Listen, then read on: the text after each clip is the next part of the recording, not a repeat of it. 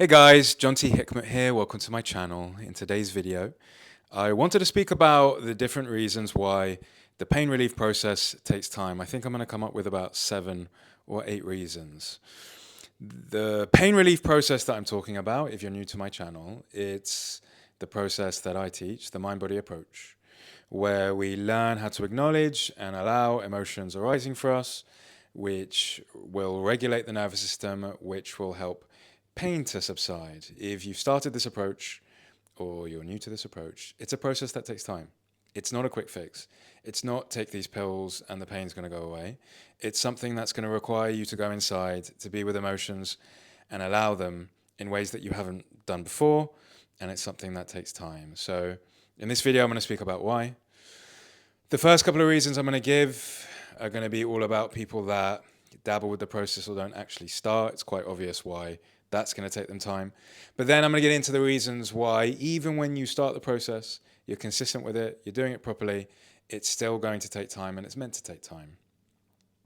I will give the reasons why, and I'll speak about at the end why it should take time, why it's important that it takes time. So let's get going, starting with the first couple of reasons. The first reason being quite an obvious one. The process can take time for people that are just watching lots of videos about it, reading lots about it, but never actually starting to utilize the tools. They're not actually starting to meditate. They're not journaling.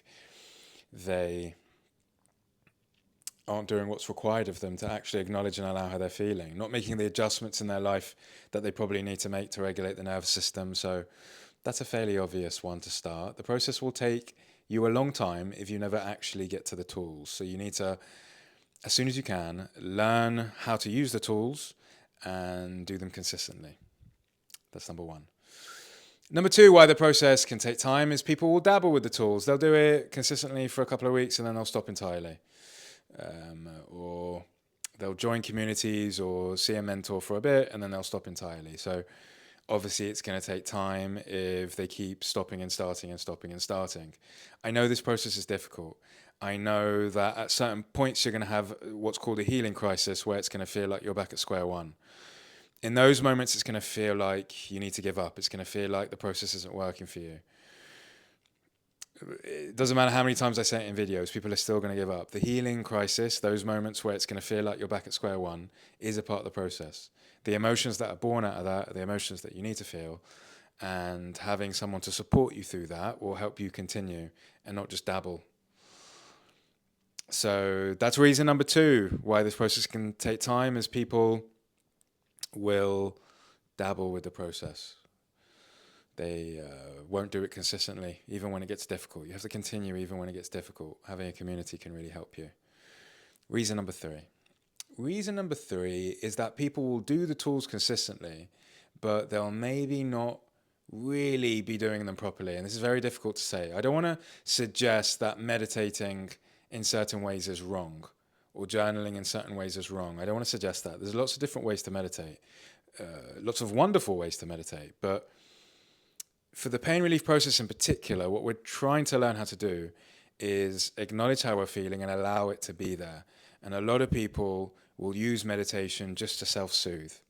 They'll calm down the breath, they'll relax the body, they'll do everything they can to make the experience as comfortable and nice as possible. It's a beautiful, wonderful way to meditate, but in the pain relief process, it may not, meditating in that way to self-soothe may not get us where we want to get to, which is nervous system regulation. So reason number three why this process takes a lot of time for people is every time they meditate, they're only doing it to self-soothe. They're only trying to make sure that they don't feel fear. They're trying to be positive all the time.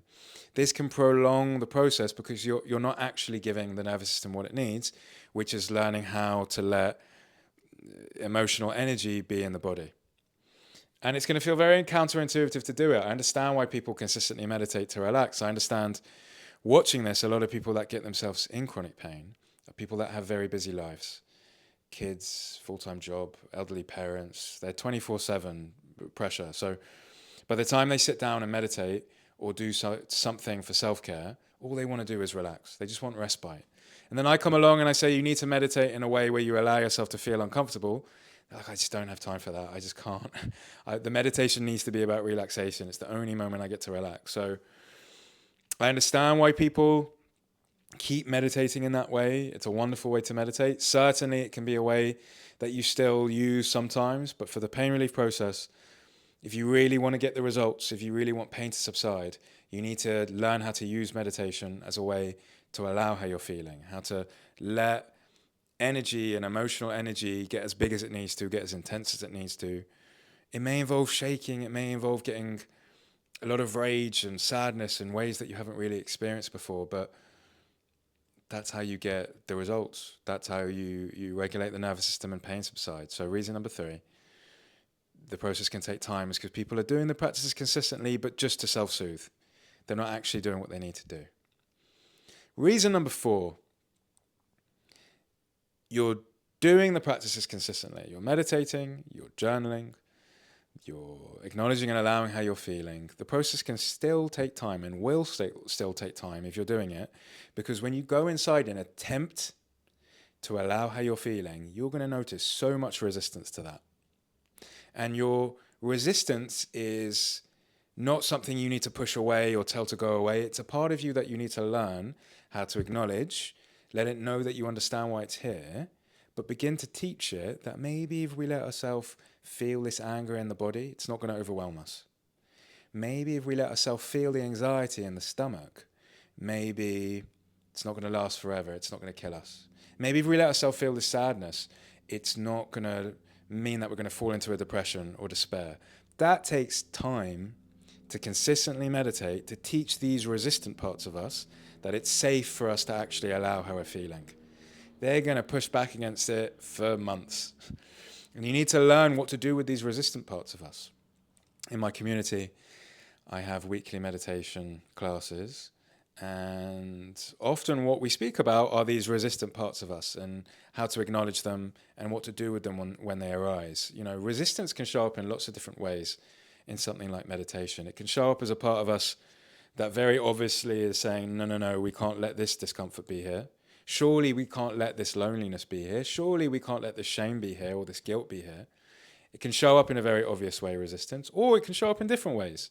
Resistance can show up in a way where it's a part of us constantly trying to relax, a part of us constantly trying to relax the breath and relax the shoulders. That's a type of resistance. It's resisting what's here for us right now. A type of resistance is a part of us that's searching for emotions. I mean, some people, they learn about this process. They learn they need to allow emotions to be here.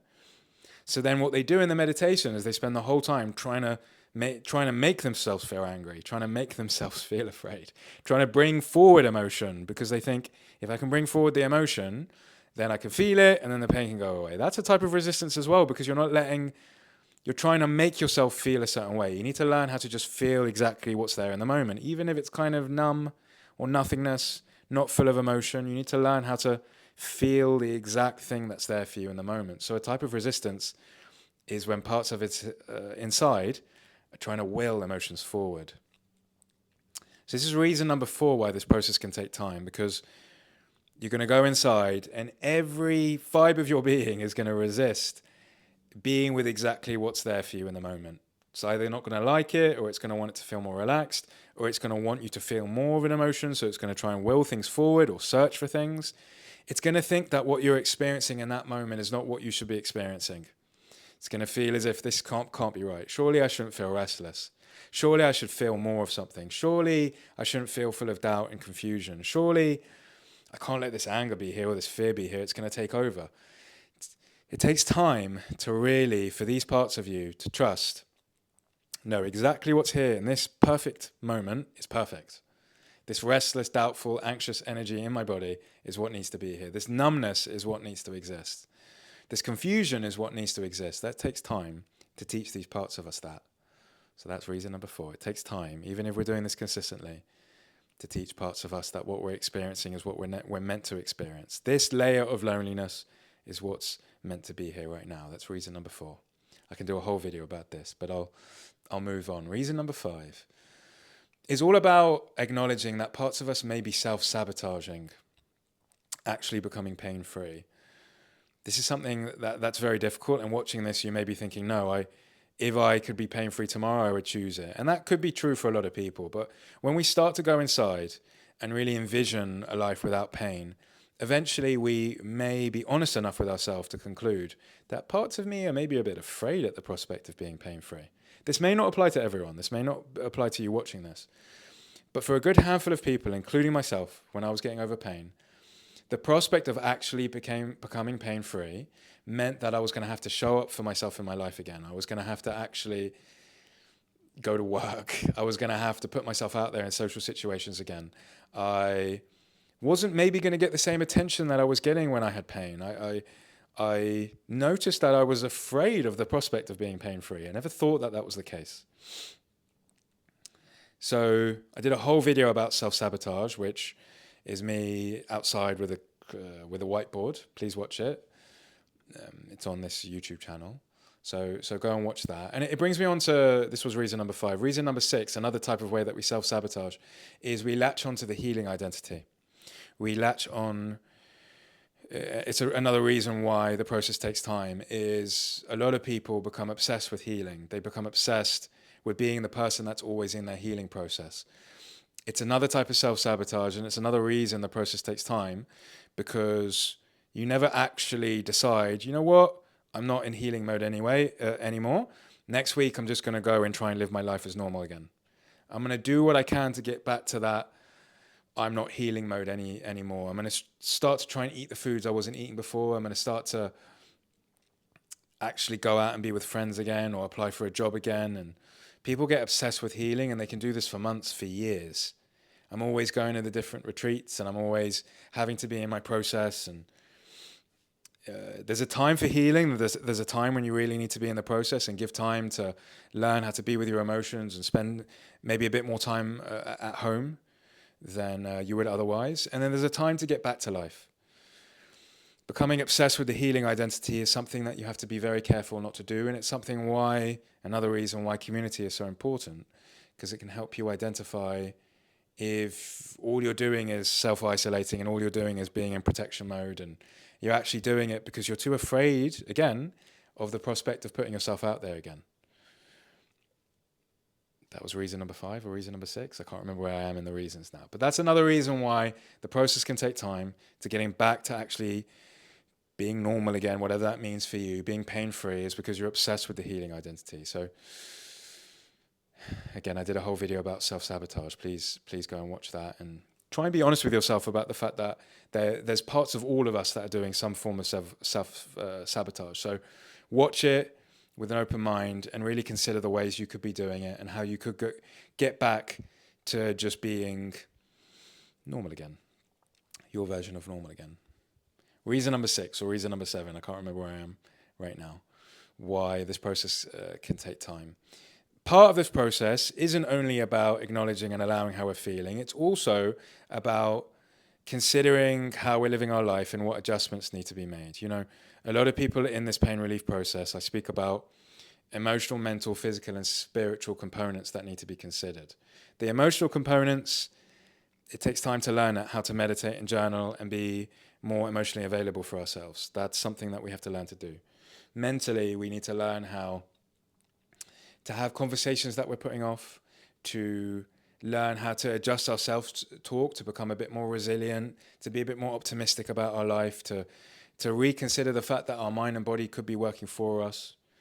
Physically is about sleep and exercise and diet. Spiritually is about creative outlets, intimacy, community, relationships, career. Excuse me. These things can take time to adjust. It can take time to reconsider if we really enjoy our career and make adjustments about it. It can take time to have the conversations we're putting off with family members or loved ones. It can take time to maybe go through a breakup. Maybe our relationship is something that's really affecting our mind and body. So one of the main reasons why this process can take time is there are perhaps, most likely, some adjustments you need to make in your life that are going to take time for you to make. When I was going through the pain relief process myself, I wasn't happy in my career and I wasn't happy in my relationship. And these things took time for me to not only realize, but to actually gradually make the adjustments out of. And only when I really made the changes in my career, I made the changes in my relationship. Sure, I had to learn how to acknowledge and allow how I was feeling as well. Only when I made these adjustments, which took time, did my nervous system regulate and pain subsided. So that's reason number 6 or 7. I can't remember where we are. That the pain relief process can take time. It takes time to make the adjustments in life that we need to make to regulate the nervous system, career, relationships, intimacy, getting back to fun. I was burning out a lot in my job and I had to get back to community and being with my friends and having fun. It can take time to make those adjustments and be honest with ourselves about the adjustments that we need to make. Reason number 7 or 8, it's linked to this reason I said before. Learning all of these skills, learning how to meditate, learning how to journal. It can take time to not only learn how to do it, but also learn how to be flexible with the tools, learning when to do them. And it can take time to learn how to balance all these tools. We're learning so many new things in this process. It's going to take time to learn how to do them and when to do them and how to be flexible with them when certain things arise. It just takes time to learn everything that we need to learn. They're skills that we're learning after all. So it's reason number 7. All right, I can't remember where I am now. Final reason I can come up with on the spot right now. I'm sure there are many other reasons that I haven't thought of, but the final reason I want to say for this video, why the process can take time, is that it's meant to take time.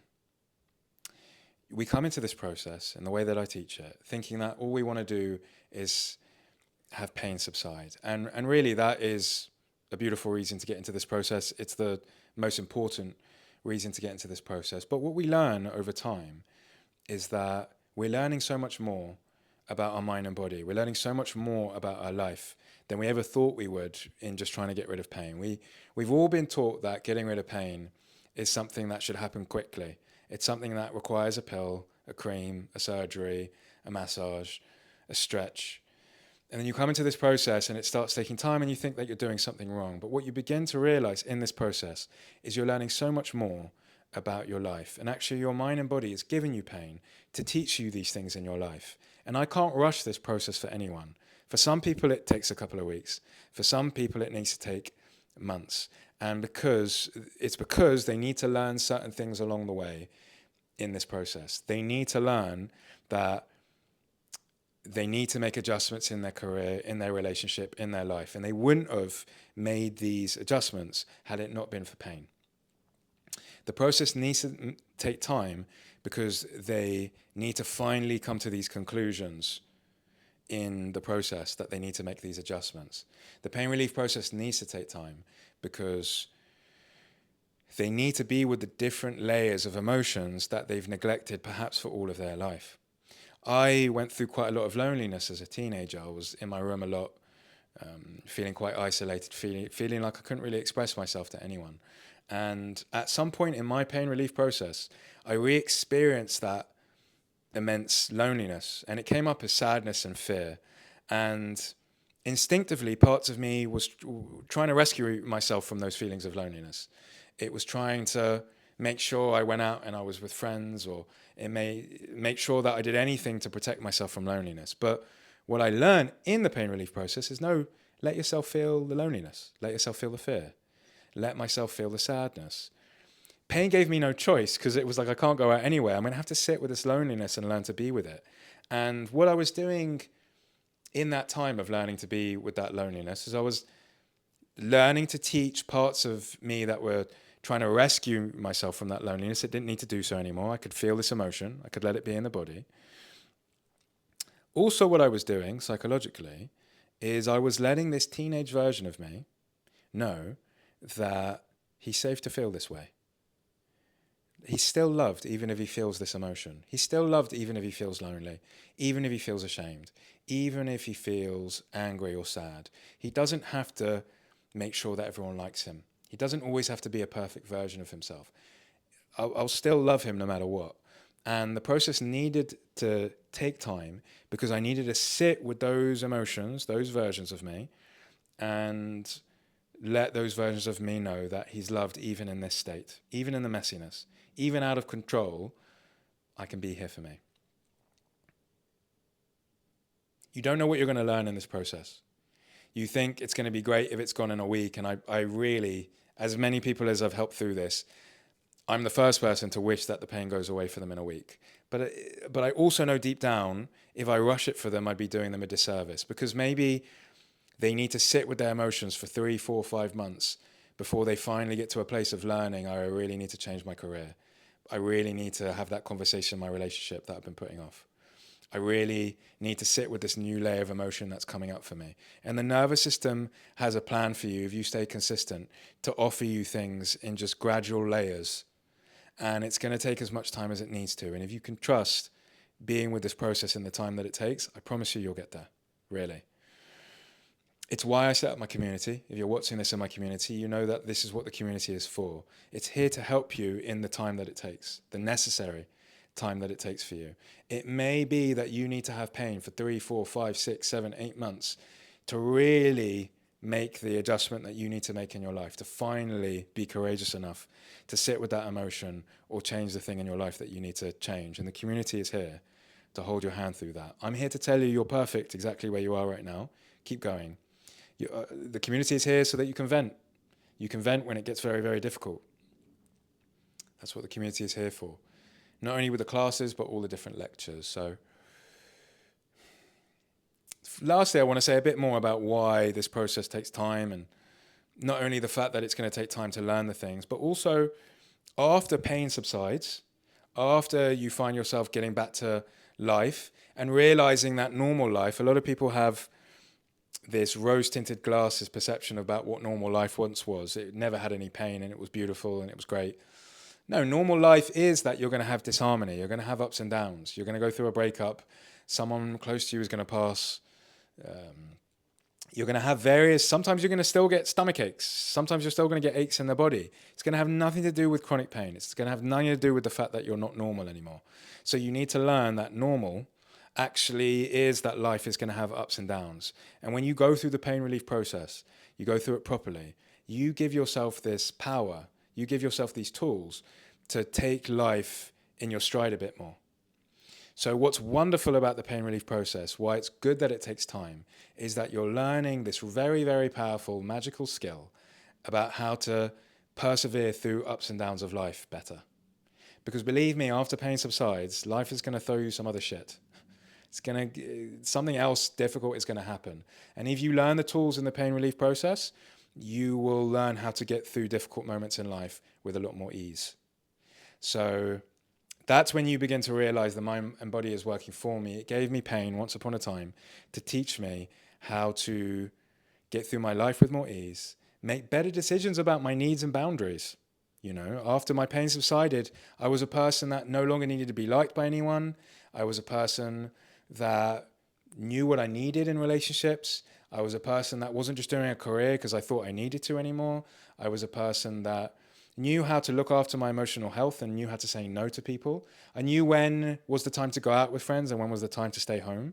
I became so much fuller and more mature and more adult as a human, more resilient, more optimistic. And it was all because I had stomach pain and back pain. And if I'd spent more years thinking my stomach was about the fact that I was eating gluten and my back was about the fact that I didn't do that stretch properly, I would have just continued being a people pleaser and doing a job I didn't like and being in relationships I didn't like and doing all these things that I didn't want to do anymore. So the pain eventually, obviously after it subsided, it was a gift.